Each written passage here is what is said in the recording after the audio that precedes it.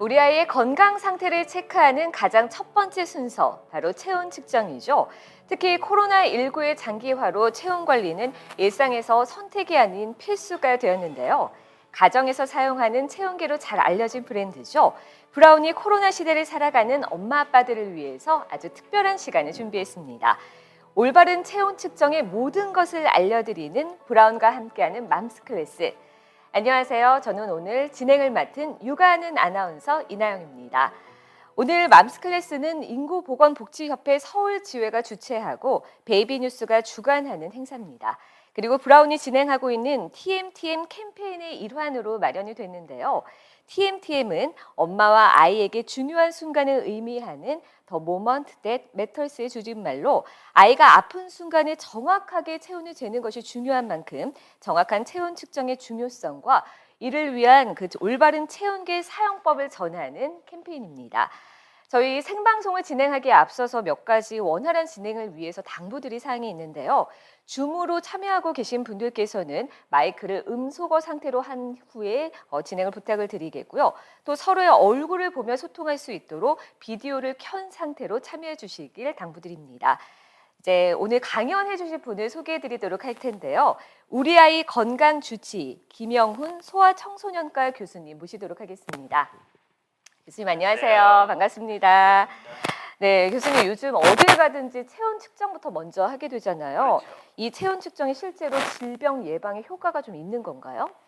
우선 뭐 고열이 날 경우에는 이제 열경기를 하잖아요. 네. 그래서 열경기를 많이 했던 아이들 같은 경우는 38도가 넘어가면 할 수 있기 때문에 체온을 측정해서 미리 해열제를 복용하면 열경기를 예방할 수 있죠. 또 저체온 같은 경우에는 면역도 떨어질 뿐만 아니라 뭐 땀을 흘리고 몸이 많이 나빠집니다. 이제 그런 상태를 예방하기 위해서 체온으로 35도가 이하로 떨어지면 우리가 그것을 미리 대비해서 몸을 따뜻하게 해주면 면역력 향상에 도움이 되겠죠. 네, 알겠습니다. 오늘 교수님과 함께 이렇게 체온 측정의 중요성과 올바른 체온 측정법을 낱낱이 파헤쳐 보려는데요. 교수님 준비되셨죠?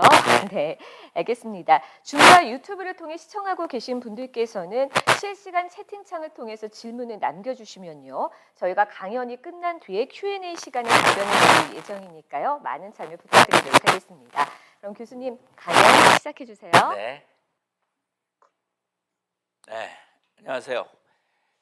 열이라고 하는 것이 어떤 의미일까요? 저는 며칠 전에 이제 그런 경험을 했었는데 저희가 이제 응급실에 한 4세 남아가 열경련을 한다고 왔습니다. 5분 이상 열경련을 했었고 눈도 돌아가고 손, 발을 다 떨고요. 그것이 멈추지 않아서 119를 타고 병원에 온 것이죠. 병원에서는 아이 체온을 재보니까 39도였고요. 그래서 빨리 수액을 주고 해열제를 주고 또 미지근한 물로 마사지를 해주셔서 말하자면 열을 내렸습니다. 그래서 그 이후 열을 내린 이후 경련이 멈췄고요. 또 그 아이는 뭐 입원 후에 잘 퇴원을 했습니다. 또 다른 예를 볼까요? 7세 여아인데 이 아이가 공주 옷을 상당히 좋아해서 유치원에 이제 공주 옷을 이제 입고서 갔는데 그날따라 추운 거예요. 그래서 코트를 입었어야 되는데 이 애가 거부를 해서 코트를 안 입어서 집에 왔는데 이 아이가 뭐 땀도 흘리고 몸도 처지고 피곤함을 느껴가지고 병원에 데리고 왔습니다.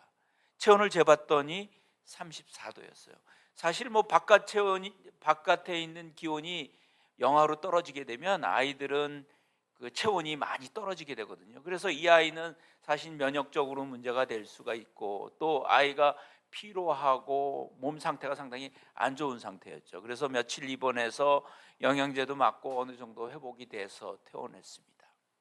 어머니가 예를 들어서 이 아이의 체온을 잘 쟀다면 이 아이가 38도가 넘으면 열경기를 한 거거든요. 그리고 이 아이는 사실은 전에 열경기를 했던 아이기 때문에 38도가 넘어가면 해열제를 주고 미지근한 물로 미리 닦아줬다면 이 아이는 열경기를 안 했을 겁니다. 공주 옷을 입고 간 그 여자아이 같은 경우에도 집에서 체온을 재서 35도 이하로 떨어졌다면 체온을 높일 수 있는 여러 가지 방법을 썼겠죠.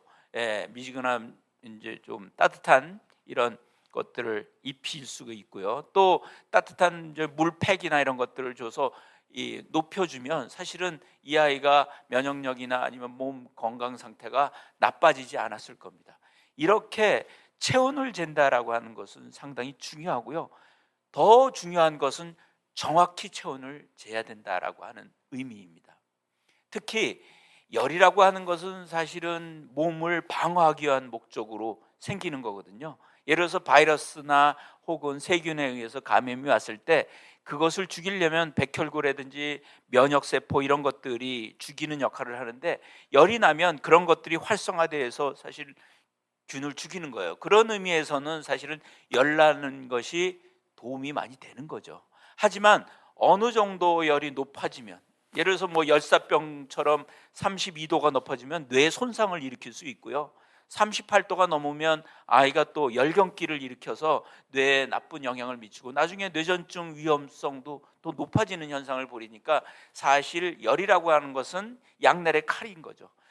면역에 도움을 주고 병을 경감시키는 데 도움을 주지만, 그것이 너무 높거나 너무 낮을 경우에는 몸에 피해를 주기 때문에 우리 어머님들이 그 체온을 잘 측정해서, 정확히 측정해서 어느 정도 높거나 낮지 않도록 관리를 해주는 것은 상당히 필요하다라고 생각할 수가 있습니다. 우리나라에 뭐 이 체온을 측정할 수 있는 여러 가지 체온기들이 많이 있고요. 그렇기 때문에 간편하게 부모님들이 체온을 잴 수가 있습니다. 그래서 항상 부모님들은 아이들의 체온을 정기적으로 측정해서 어느 게 정상 범위의 체온인지, 그리고 그 어느 정도 이상이 있으면 아이 몸에 해로운 건지, 혹은 경련을 일으키는 온도는 어떤 건지, 이런 것들을 조금 알고 계시면 아이들을 관리하고 아이들이 위험에 빠지는 일을 예방할 수 있다라고 하는 거죠. 그런 의미에서 정확한 체온 측정은 상당히 중요하다고 생각할 수 있습니다.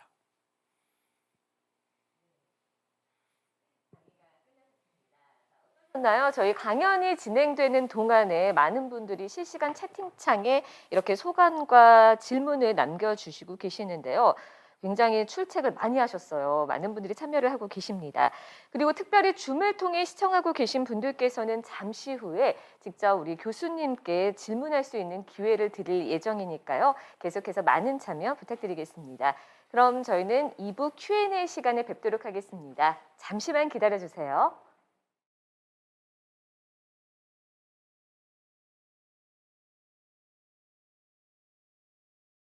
네, 브라운과 함께하는 맘스 클래스 2부가 시작이 됐습니다. 먼저 원활한 생방송 진행을 위해서 다시 한번 당부 말씀드릴게요. 줌으로 참여하고 계신 분들께서는 마이크 꼭 음소거 상태로 시청을 부탁드리겠고요. 또 서로의 얼굴을 보면서 소통할 수 있도록 가급적 비디오를 켠 상태로 참여해 주시기 바랍니다. 지금 다들 잘하고 계신 것 같아요. 자, 이제 1부부터 함께하고 계신 패널 두 분을 소개해 드리겠습니다. 먼저 제 옆에 계신 분부터 소개해 드릴 텐데요. 자녀 셋을 키우고 계신 베테랑 육아맘이시죠. 황인혜님 나오셨습니다. 안녕하세요.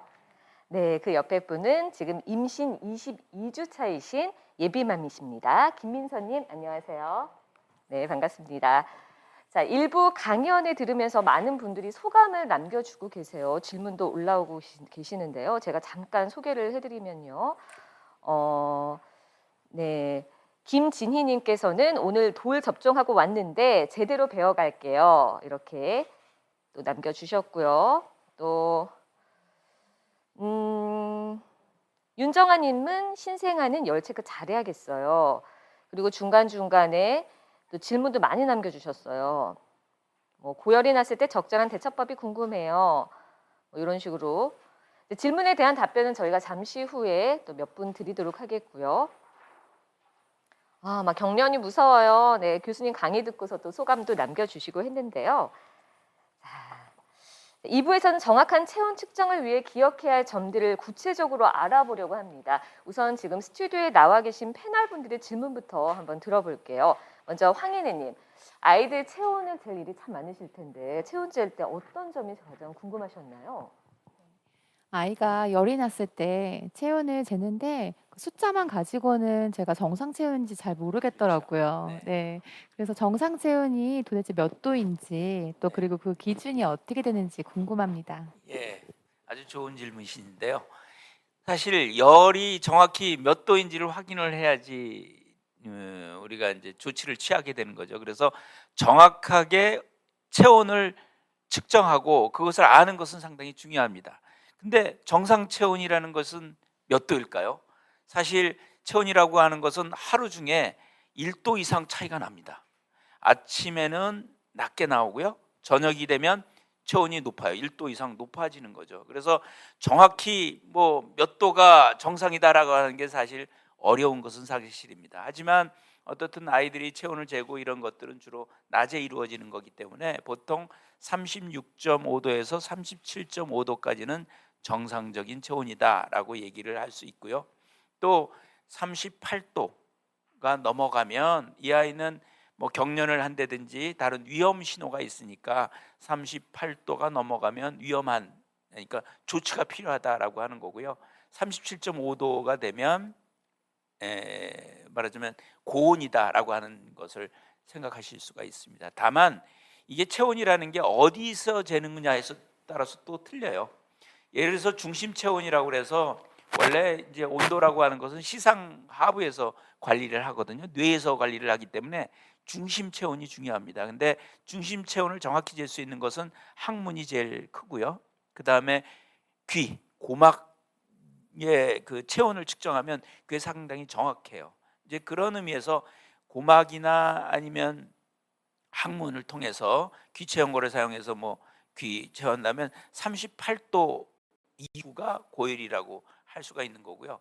겨드랑이 같은 데다 이제 체온계를 뭐 디지털 체온계를 이렇게 재잖아요. 그러면 어때요? 실내 공기하고 맞닿고 시간 저기 외부이기 때문에 상당히 온도가 낮겠죠. 그래서 겨드랑이 같은 경우에는 더 떨어질 수가 있습니다. 그래서 예를 들어서 한 8도 이상 떨어져요. 정상이. 그러니까 고막에서는 38도인데 여기서는 뭐 37.2도 정도가 되는 거죠.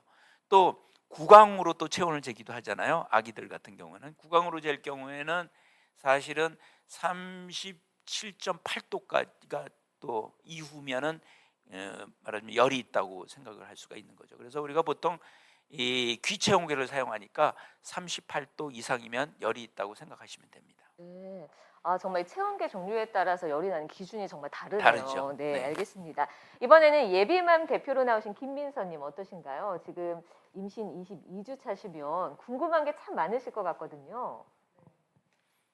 안녕하세요, 교수님. 네. 저는 지금 육아용품 준비 중에 있는데요. 네. 그중에서도 체온계를 준비하려고 하는데 종류가 너무 많죠. 많아서 네. 네, 어떤 걸 준비해야 될지 모르겠더라고요. 예. 지금 제가 준비하는 과정에서 어떤 체온계를 사야지 가장 정확한 체온 측정을 할 수 있을까요? 네.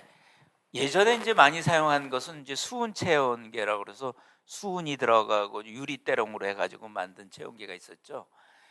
이것이 이제 여태까지는 많이 사용을 되어 왔었는데 요즘은 소아청소년과 학회에서도 사용하지 말라고 그럽니다. 그 이유는 뭐냐면 이게 유리로 돼 있기 때문에 쉽게 깨질 수가 있잖아요. 깨지면 예를 들어 상처를 낼 수도 있는 거고요. 또 이게 수은이라고 하는 게 물론 이게 밖으로 이렇게 말하자면 분산되지는 않지만 어떻든 간에 그것을 접촉하면 뇌 발달에 좋지 않은 영향을 미치기 때문에 요즘은 이제 수은 체온계는 사용하지 않죠.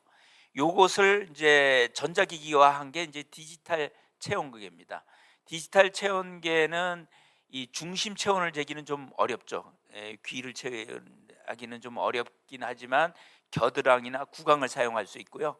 또 아이가 어릴 때 영아 같은 경우에는 항문을 통해서 또 잴 수 있는 또 장점이 있습니다. 하지만 이 디지털 체온계의 조금 단점은 뭐냐면 시간이 좀 걸린다는 거죠. 정확한 도를 위해서 물론 30초에서 한 2분 정도는 측정하고 있어야 돼요.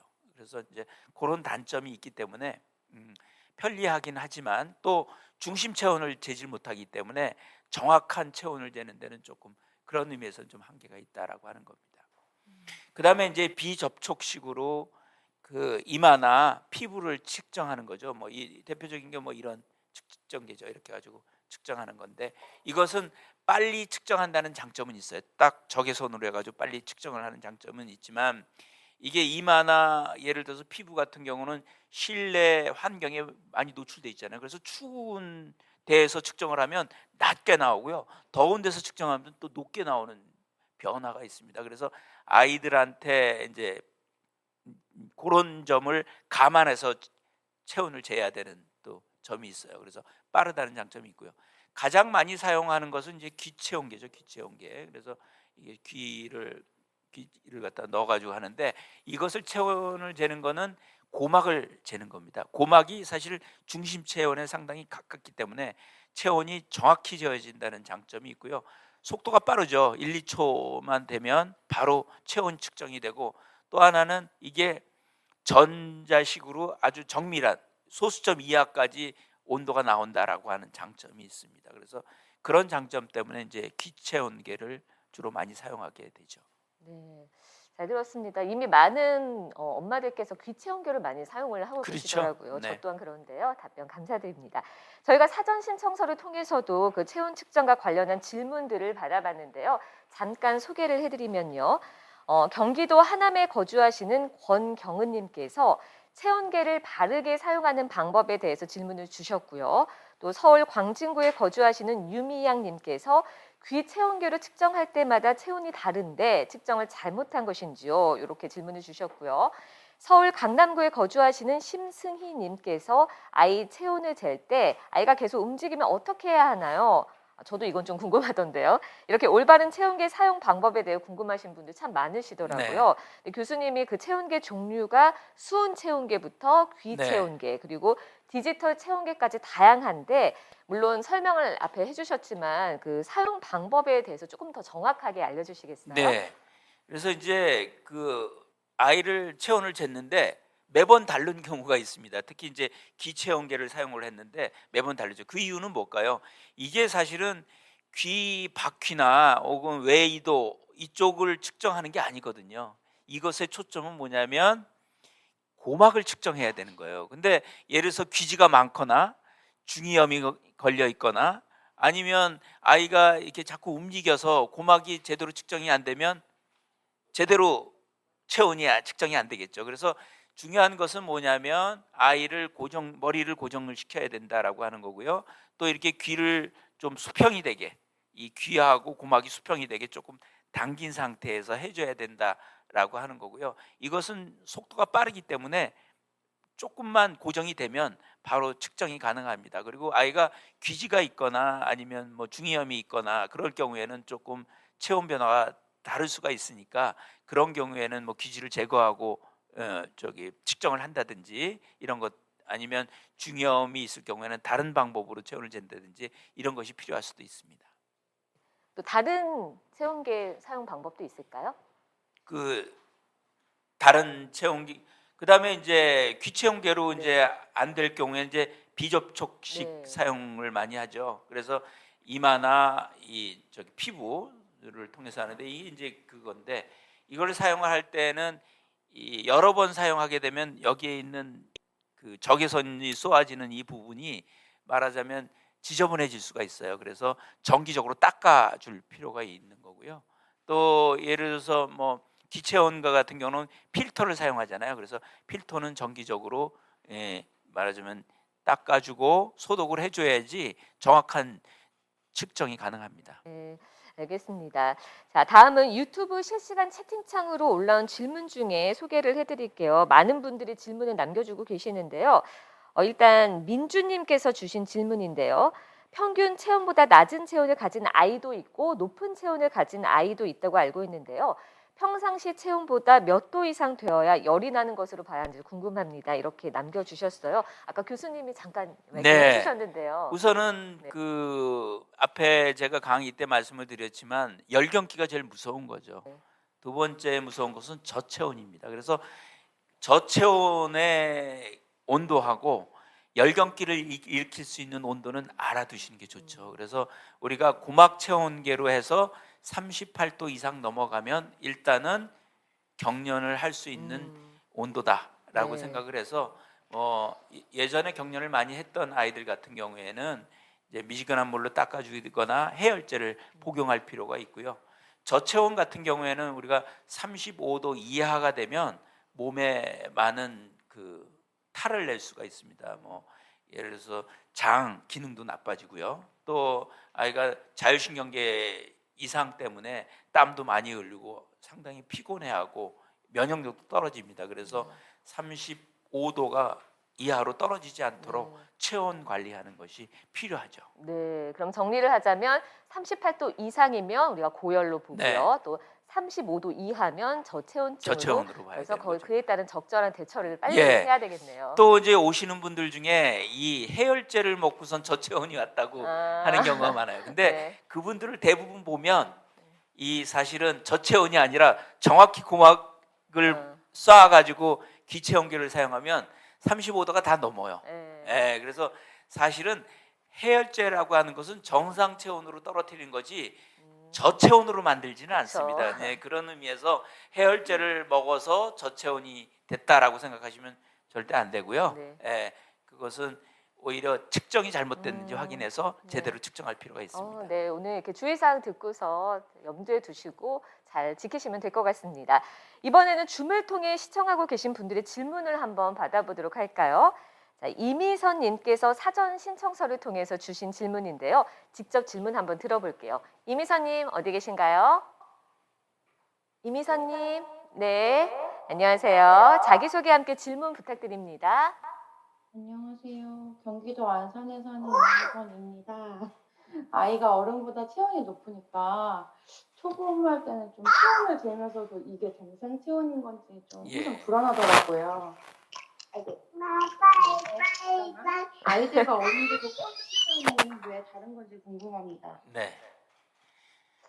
우선 아이들하고는 대사 순환율이 다르죠. 그래서 아이의 몸과 어른의 몸은 수분 양이 다릅니다. 수분 퍼센테이지가. 그래서 아이들한테 수분이 훨씬 더 많죠. 그리고 대사를 관리할 수 있는 뇌가 완전히 성숙되지가 않기 때문에 대사 관계가 불균형을 해서 체온 관리가 상당히 어렵죠. 그래서 사실은 아이들의 체온이 0.5도씩 더 높습니다. 보통 체온보다. 그래야지 이제 예방도 할 수 있고 병균 예방도 할 수 있고 체온 관리도 할 수 있고 또 수분이 많기 때문에 그 대사하는 데도 도움을 줄 수 있기 때문에 아이 체온이 0.5도보다 높죠. 하지만 어떻든 간에 38도가 넘으면 아이한테도 나쁜 영향을 미칠 수 있으니까 38도가 넘지 않도록 관리를 해줄 필요가 있습니다. 네, 잘 들었습니다. 오늘 줌을 보다 보니까 아무래도 집에서 시청하고 계시다 보니까 아이와 함께 하시는 우리 엄마들이 많으세요. 네, 그럼 다음 질문 들어볼까요? 이번에도 김진아님께서 사전 신청서를 통해서 주신 질문입니다. 김진아님 어디 계신가요? 네, 안녕하세요. 안녕하세요. 저는 네, 자기소개 마포구에 부탁드릴게요. 마포구에 살고 있는 김진아입니다. 저는 병원에서 사용하는 체온계랑 일반 가정에서 사용하는 체온계의 차이가 좀 궁금하고요. 소아과에서는 어떤 체온계를 사용하시는지 궁금해요. 네, 저희 병원에서는 이제 기체온계를 사용합니다. 그러면 의사들이 왜 기체온계를 선택했을까요? 그 이유는 간단합니다. 정확한 체온을 알고 싶어서 그렇죠. 예전에 우리 병원에서는 항문 체온계를 주로 많이 사용했습니다. 그것이 중심 체온에 가깝기 때문에. 근데 이제 항문 체온은 어린 아이들은 상관이 없지만 좀 큰 아이들은 적용하기가 좀 어렵지 않습니까? 그래서 그러면 그 직장하고 중심 체온이 거의 비슷한 부위가 어디냐 보면은 고막이거든요. 그래서 기체온계가 개발이 된 거고 그 기체온계가 사실은 아이의 체온을 가장 정확히 적용하는 거라고 생각하시면 측정하는 것이라고 생각하시면 됩니다. 그리고 이 기체온계는 빠르게 할 수가 있잖아요. 그렇죠? 그러니까 측정 시간이 빠르기 때문에 상당히 도움을 줄 수가 있고요. 그런 의미에서 병원에서는 주로 기체온계를 사용할 수 있고요.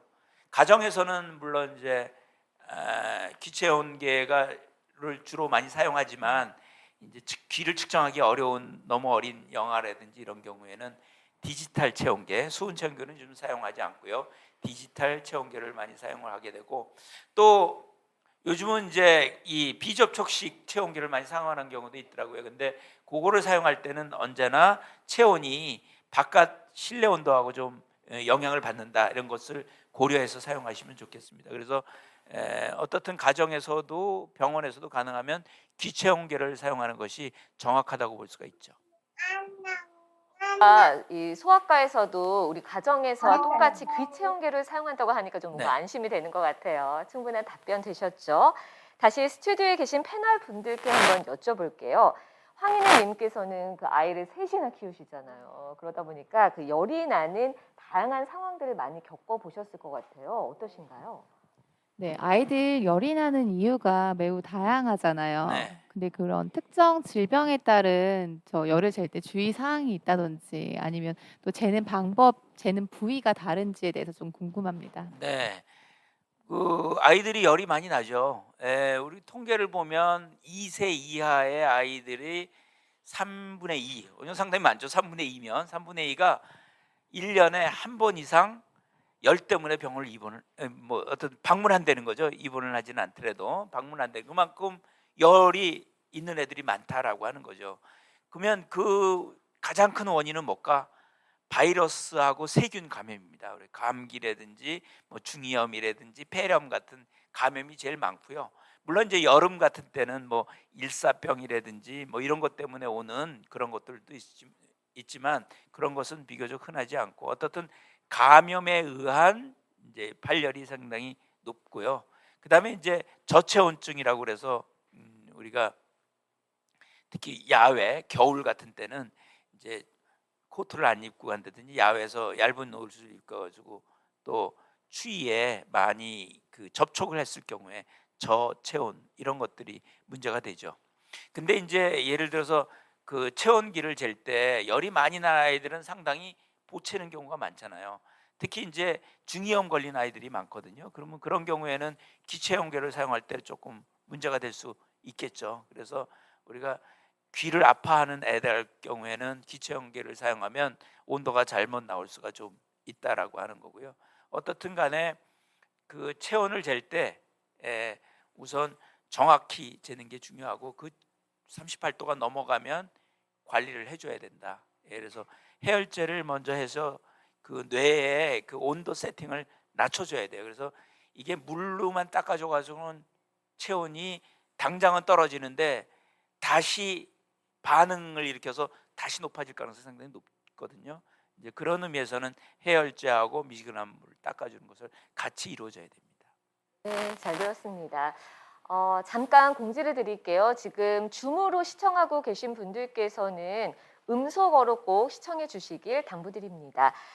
교수님, 저도 지금 돌이 조금 진한 아이를 키우고 있거든요. 이제 그러다 보니까 귀 체온계를 사용했을 때 다른 체온계보다 뭐 0.5도에서 1도 정도 높게 나온다고 들었는데 네. 정확한 네, 얘기인가요? 그렇죠. 네. 그래서 우리가 이제 겨드랑이로 잴 때 하고 그다음에 귀로 잴 때 하는 5도 이상, 0.5 이상 차이가 납니다. 정확히는 0.8도 정도 차이가 나는 것으로 되어 있고요.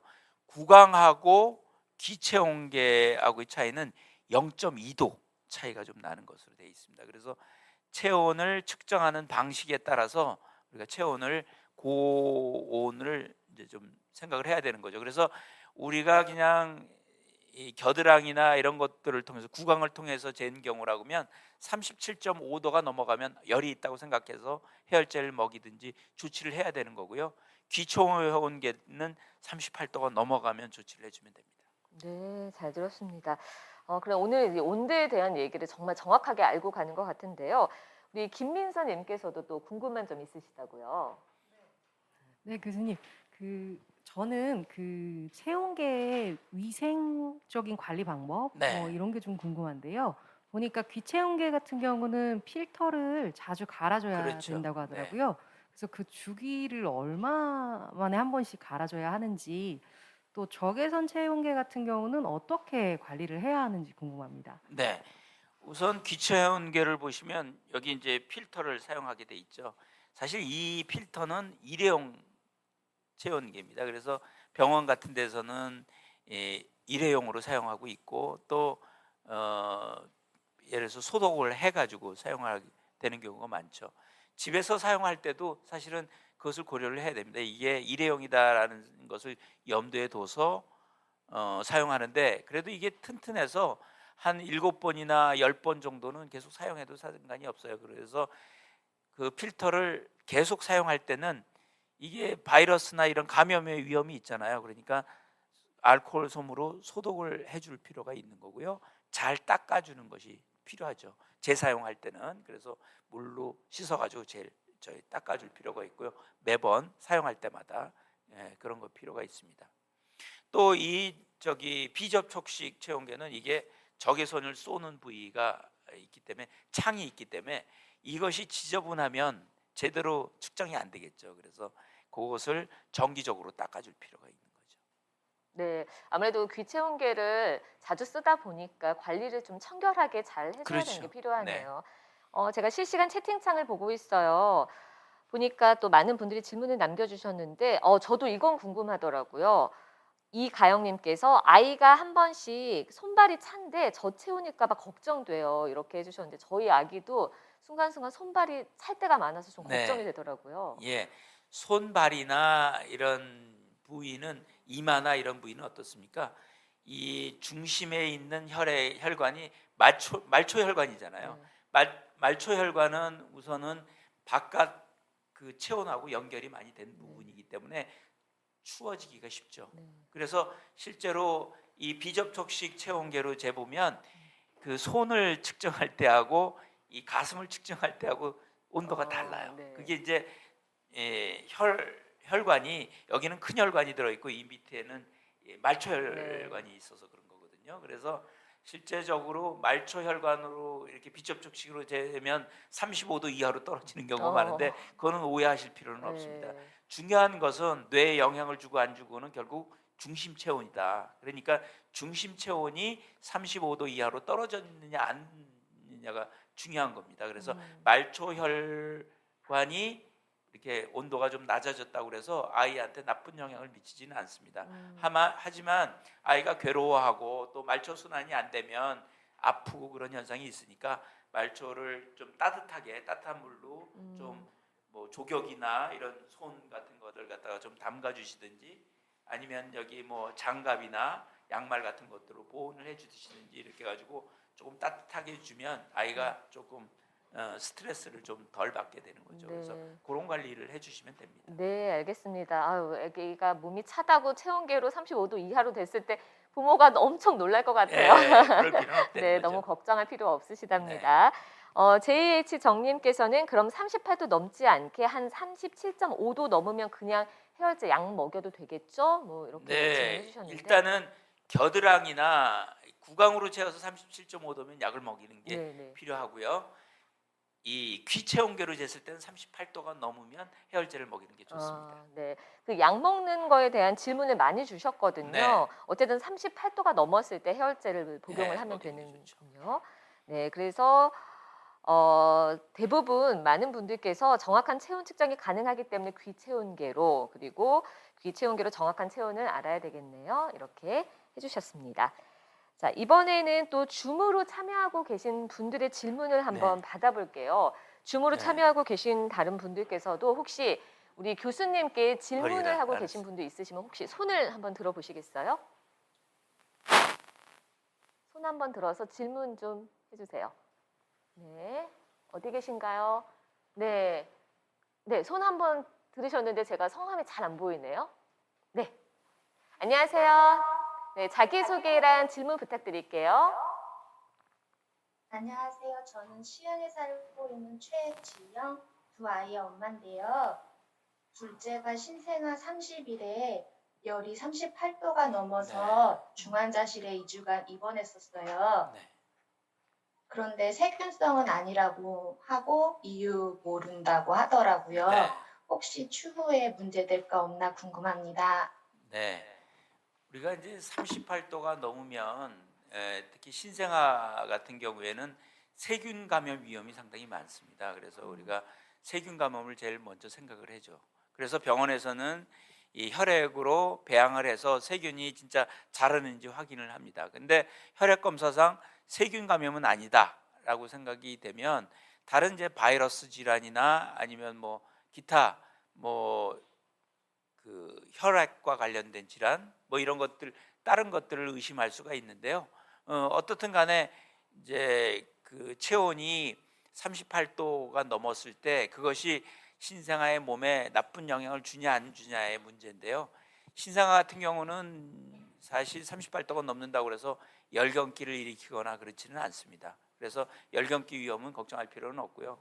문제는 뭐냐면 너무 높을 경우에는 그것으로 인해서 뇌나 이런 데 영향을 미칠 수가 있는데 그것은 42도 정도는 이상 돼야지 뇌에 나쁜 영향을 미칩니다. 그래서 아이가 38도가 넘어서 신생아가 입원했다 하더라도 부모님이 크게 걱정할 필요가 없고 뇌나 아니면 신체에 나쁜 영향을 주지는 않습니다. 네, 조금 걱정을 덜으실 것 같아요. 교수님의 말씀을 듣고 또 다른 분의 질문을 한번 들어볼까요? 지금 줌으로 시청하고 계신 분께서 네, 저기 효효님께서 질문을 해주셨네요. 네, 안녕하세요. 저는 강서구에 사는 임신 20주차 임산부인데요.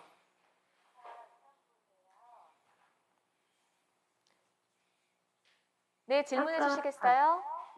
귀 체온계가 정확하다고 말씀해 주셨는데, 제가 비접촉 체온계를 지금 사서 준비 중에 있거든요. 네. 혹시 이걸 그대로 사용해도 괜찮은지 아니면 여분의 귀 체온계를 또 준비를 해야 되는 건지 궁금합니다. 네. 비접촉식 체온계는 정확한 체온은 조금 실내 온도에 따라서 변화가 있는 건데 요즘은 왜 비접촉식을 사용을 많이 하냐면 결국 감염 위험 때문에 그런 거거든요. 특히 이제 코비드19 지금 상황이기 때문에 가능하면 접촉하고 되면 그 감염 위험이 있는 거죠. 그래서 최근에는 귀 체온계를 사용을 하지 않고 말하자면 비접촉식 체온을 사용하는 경우는 많은데 어떻든 간에 그것은 그 비접촉식 같은 경우에는 체온의 변화가 좀 있고 정확한 체온이 안 지어질 수 있기 때문에 그것은 좀 고려를 해야 된다라고 하는 거고요. 귀 체온계가 사실 감염이나 이런 거 위험이 있기 때문에 그런 의미에서는 좀 우리가 귀 체온계를 살 때 하고 정확히 사용하라는 거죠. 예를 들어서 필터는 사실 일회용이니까 필터를 매번 갈아줘야 되는 거고 그리고 할 때 소독을 좀 해주고선 이제 사용하고 이런 것들이 좀 필요하다고 생각이 됩니다. 그래서 비접촉식은 편한 그런 장점, 편하고 또 이런 감염 위험이 있을 때만 사용을 하시고요. 그 외에는 가능하면 기체온기를 사용하시는 게 좋겠습니다. 네, 교수님 아까 필터에 대한 부분을 조금 정정해 주실 부분이 있으시다고요. 필터는 어떻든 간에 이거는 일회용입니다. 그러니까 한 번 쓰고서 버려야 되는 거예요. 그래서 뭐 어떤 분은 소독하고 이렇게 사용하는 경우도 많은데 네. 그 사실 그것은 바람직한 방법은 아니죠. 또 우리 그래서 엄마들은요. 가능하면 네. 일회용으로 네. 한 번 엄마들은 사용하는 게 좋습니다. 한 번 쓰고 또 아까워서 또 쓰고 또 네. 쓰고 이렇게 특히 하거든요. 이제 지금은 코비드19 네. 시대잖아요. 그래서 감염 위험이 있기 때문에 네. 특히 코비드 시대 때는 절대 그 일회용 거를 갖다가 여러 번 사용하는 건 바람직하지 네. 않아요. 우리도 마스크 한 번 쓰고 버리듯이 네, 네, 네. 필터도 한 번 쓰고 버리는 게 네. 원칙입니다. 아깝지만 아까워하지 말고 한 번 쓰고 버리는 걸로 그렇게 하시면 될 것 같습니다. 자, 아까 전에 저기 손을 드신 분이 또 계세요. 줌으로 시청하고 계신 분에 제가 한 분 아까 계속 손을 드셨는데 못해서요. 한 분 아까 손 드신 분 어디 계신가요? 한 분만 더 질문을 들어볼게요. 아까 갤럭시 S10을 쓰시는 분이신데요. 네네. 안녕하세요. 네, 자기소개랑 질문 부탁드릴게요. 안녕하세요. 네, 안녕하세요. 예, 저는 정읍시에 살고 있는 10개월 아이를 키우고 있는 엄마입니다. 네, 네, 들리시나요? 네. 네, 잘 다름이 들립니다. 아니라 아이가 아팠을 때 증상별로 해열제를 복용하는 게 다르다고 최근에 들었어요. 아이를 어떻다고요? 그러니까 아이가 아픈 증상별로 해열제도 다르게 복용해야 된다고 그러죠. 들었어요. 네, 네. 병원에 그래서 예, 그게 맞는 이야기인지 해서요. 네, 궁금해서요. 그건 좀 말씀을 좀 드릴게요. 병원에서는 우선은 열이 나면 열의 원인을 찾아줘야 되잖아요. 그렇죠? 그래서 네. 열의 패턴을 확인하기 위해서 해열제를 안 줍니다. 입원해 있을 때는. 왜냐하면 관리가 잘 되고 있기 때문에요. 그래서 예를 들어서 열 패턴이 지속적으로 높아져 있는 경우라 그러면 이게 감염에 의한 것이기보다는 결체 조직이라든지 이런 다른 질환인지 확인하는 데 상당히 도움을 주거든요. 그래서 열의 패턴을 보기 위한 목적이 있는 거죠. 그래서 우리가 해열제를 병원에서는 바로 주지는 않아요. 하지만 가정에서는 뭐가 문제가 되죠? 열이 높으면 경련을 하고요.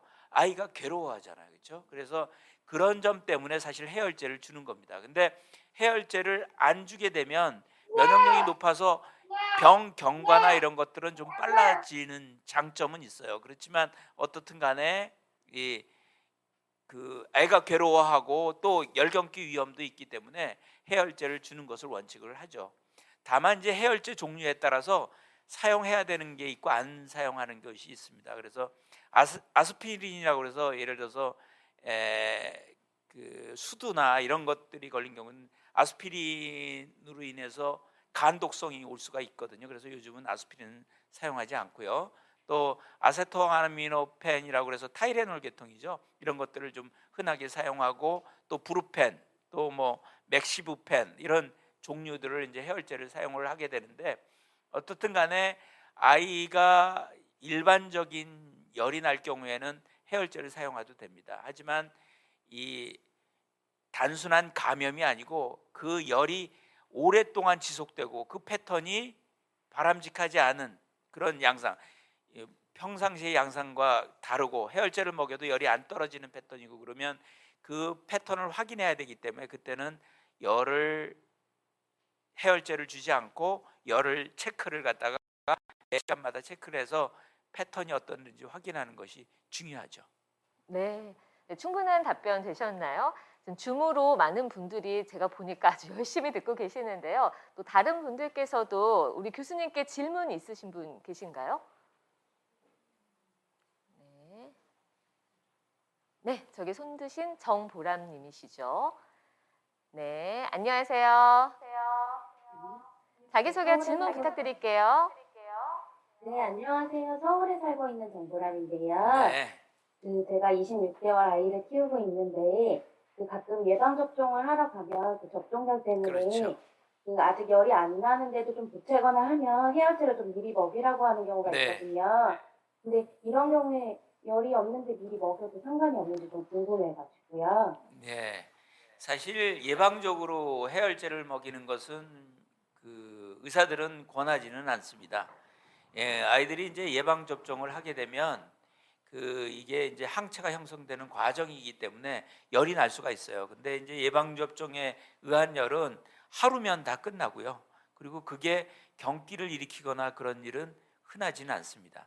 다만 예를 들어서 DPT 같은 경우에는 열로 인한 경기를 일으키는 경우가 가끔 있거든요. 그래서 그것 때문에 열이 나고 경기를 일으켰던 경험이 있는 경우에는 그것을 예방하기 위해서 해열제를 미리 주는 경우가 있습니다. 하지만 그것은 예외적인 경우고요. 일반적으로 예방접종에 열 나지 않게 하기 위해서 해열제를 권하지는 않습니다. 네, 잘 들었습니다. 자, 이번에는 저희가 다시 유튜브 채널로 넘어와서 실시간 채팅창 소감 몇 가지 소개를 해드릴게요. 박정수님께서 유용한 정보 감사합니다. 그리고 뭐 유익한 정보들이 많네요. 이런 질문, 이런 소감들 남겨주셨고요. 그리고 저희가 우려하던 상황이 있었네요. 강현정님께서 아까워서 소독하고 오래 사용했는데 이런 말씀도 예. 있으셔서 오늘 잘 전달을 네, 해주신 것 바람직하지 같습니다. 않습니다. 그거는. 그리고 호명수님께서도 모르는 정보 많이 알아가네요. 그리고 굉장히 좋은 정보 감사합니다. 이런 내용을 정말 많이 남겨주셨어요. 오늘 교수님의 그 강의와 또 질문에 대한 대답이 정말 도움이 많이 되는 것 같습니다. 그리고 질문 또 하나 소개를 해드릴게요. 제가 이거 중요한 것 같은데요. 대부분 그 해열제에 관한 질문들도 많이 주셨거든요. 김은민님께서 열이 날 경우 해열제 교차 복용은 몇 시간 텀을 두면 될까요? 이런 질문을 해주셨어요. 예, 우리가 이제 열이 났는데 해열제를 먹였는데 열이 떨어지지 않죠. 그러면 이제 조치할 수 있는 방법이 미지근한 물을 닦아주는 방법이죠. 그럼 또 이제 열이 떨어지니까. 또 하나는 그 해열제를 다시 한번 먹이는 경우죠. 그래서 보통 저희가 한 해열제를 다시 먹이는 경우는 3시간 후에 먹이는 것이 원칙입니다. 하지만 동일한 것일 경우에 그런 거고요. 예를 들어서 타이레놀을 먹이고 브루펜을 먹인다고 그러면 그것의 기전이 좀 다르기 때문에 사실은 같이 복용해도 상관은 없습니다. 그래서 병원에서 열이 고열이 나는 경우에는 브루펜이나 아세토펜을 같이 처방하는 경우가 많아요. 그렇지만 어떻든 열이 급속하게 떨어지는 것도 그렇게 바람직한 게 아니기 때문에 한두 시간 이후에 해주면 좋죠. 그래서 우리가 같은 해열제를 먹일 경우에는 3시간, 그리고 다른 해열제를 먹일 때는 1시간 정도면 먹일 수가 있다는 거죠. 3시간, 다른 해열제면 1시간 텀. 네. 충분한 답변이 되실 거라 믿습니다. 이번엔 제가 조금 궁금한 점인데요. 네. 그 체온계 유통 기한이 있는지가 좀 궁금하거든요. 예를 들면 그 체온계가 너무 오래됐을 경우에는 좀 망가지기도 쉽고 이런데 네. 그러면 체온계를 한번 사서 망가질 때까지 써야 되는지 아니면 중간에 한번 뭔가 업그레이드를 해주면서 사용을 해야 되는지 그게 좀 궁금하더라고요. 사실 체온계는 전자제품이기 때문에 반영구적이죠, 그렇죠? 네. 다만 이게 이제 거기 전자회로라든지 이런 것들이 수명이 있기 때문에 말하자면 기능이 떨어지는 수가 있을 수가 있습니다. 그래서 예를 들어서 오랫동안 사용됐을 경우에 뭐 겉의 모양이 하는 게 중요한 거 아니고 정확한 체온이 중요한 네. 거잖아요. 그래서 정상일 때 음. 한번 체온을 재보는 거죠. 그래서 정확히 나오면 그것은 뭐 그대로 사용해도 되는 거고요. 정확히 나오지 않고 들쑥날쑥하다, 정확히 쟀는데도 불구하고 그러면 기계가 고장이 나는 일부 이제 그렇기 때문에 그건 교체하거나 뭐 AS를 맡겨야 되거나 그런 경우라고 생각이 됩니다. 네, 알겠습니다. 체온계, 귀체온계 아주 사용하는 정확한 방법을 오늘 다 배워가는 것 같습니다. 저희가 그 줌 채팅창을 보니까요. 계속 아까부터 또 손을 들고 계시는 분이 있는데 그분 한번 연결해서 질문 들어보도록 할게요. 네, 안녕하세요. 네, 많이 기다리셨습니다. 자기소개와 질문 좀 해주시겠어요?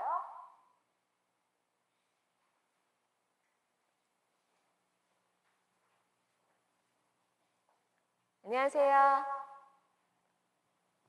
지금 소리가 잘 안 소리. 들리거든요. 음소거를. 네, 음소거 안녕하세요. 해제하고. 네. 네. 영등포에 사는 여진막 유재민입니다. 저는 브라운 비접촉 체온계를 사용하는데요. 애가 38도가 넘어가는데 열경기는 없는 상황이에요. 네. 근데 신랑은 몸에서 세균이 이기려고 그러는 거라고 해열제를 절대 못 먹이게 하더라고요. 네. 이것도 맞는 방법인 건지 궁금해서요. 네. 어떻든 간에 이 이제 양면이 있습니다. 그래서 실제로 열이라고 하는 것은 병의 경과를 줄여주는 거죠. 그러니까 오래 갈 거를 빨리 균을 빨리 죽여서 하는. 그래서 그 남편 되시는 분의 말도 맞기는 합니다. 근데 문제는 뭐냐면 아이가 열경기를 하거나 열이 많이 나서 몸이 괴로운 것으로 인한 힘들 이런 것들이 무게가 아이의 예를 들어서 체온을 높여서 병 경과를 줄이는 거하고 무게가 어느 게 더 무게가 있느냐라고 하는 문제인데요. 소아청소년과 의사들은 어떻든 열경기를 할 정도로 아이가 괴롭다면 해열제를 먹이는 게 좋다라고 생각하는 거죠. 그게 뇌에 더 나쁜 영향을 미치는 거니까요. 그래서 고열이 나는 경우고 전에 열경기를 했던 아이라고 그러면 빨리 체온계를 해열제를 먹이는 게 좋고요. 그냥 37도 조금 넘는 경우고 아이가 그렇게 괴로워하지 않는다 그러면 좀 기다리는 것도 상관이 없습니다. 하지만 아이가 괴로워하고 또 말초가 시퍼래지면서 이게 고열이 나면 말초 혈관이 수축이 돼서 아주 시퍼래지거든요. 그런데든지 아니면 열경기 경험이 있는 아이라든지 그런 경우에는 무조건 해열제를 먹이는 게 바람직합니다. 네, 잘 들었습니다. 자, 우리 아이들 열이 나는 다양한 상황에 대한 대처 방법부터 또 올바른 체온계 측정 방법까지 정말 유용한 정보들 잘 들었는데요. 오늘 저희 생방송 함께 하신 분들이라면 우리 아이에게 갑자기 열이 나더라도 당황하지 않고 잘 대처하실 수 있을 것 같습니다. 좀 자신감이 생기셨죠? 교수님, 마지막으로 긴 시간 시청해주신 우리 어머님들께 그리고 여기 스튜디오에 나와 계신 패널 분들께 꼭 당부하고 싶은 말씀이 있으신가요? 네, 우선은 가장 중요한 것은 열이라고 하는 것은 몸의 일종의 방어 기제라고 하는 거죠. 그래서 그렇게 두려워할 필요는 없다라고 하는 거고요. 다만 몸에 나쁜 영향을 미치는 고온이나 저온에 대해서는 정확히 체온을 측정해서 거기에 대해서는 대비를 해줘야 된다라고 하는 거죠. 그래서 아이가 열이 난다 싶으면 정확하게 체온을 재는 것이 중요하다, 이런 말씀을 드리고 싶네요. 네, 잘 들었습니다. 오늘 브라운과 함께하는 맘스 클래스 어떠셨나요? 아이를 좀 키우다 보면 좀 아파서 당황하게 되는 순간들이 참 많은데요. 오늘 강의를 바탕으로 아이가 아플 때는 우선 올바른 방법으로 정확한 체온을 측정해서 건강 상태를 체크하는 것이 가장 중요하다는 사실 꼭 기억하시기 바랍니다. 지금까지 브라운과 함께하는 맘스 클래스 MC 이나영이었습니다. 시청해주신 여러분 고맙습니다. 감사합니다. 수고하셨습니다. 수고하셨습니다. 수고하셨어요. 감사합니다.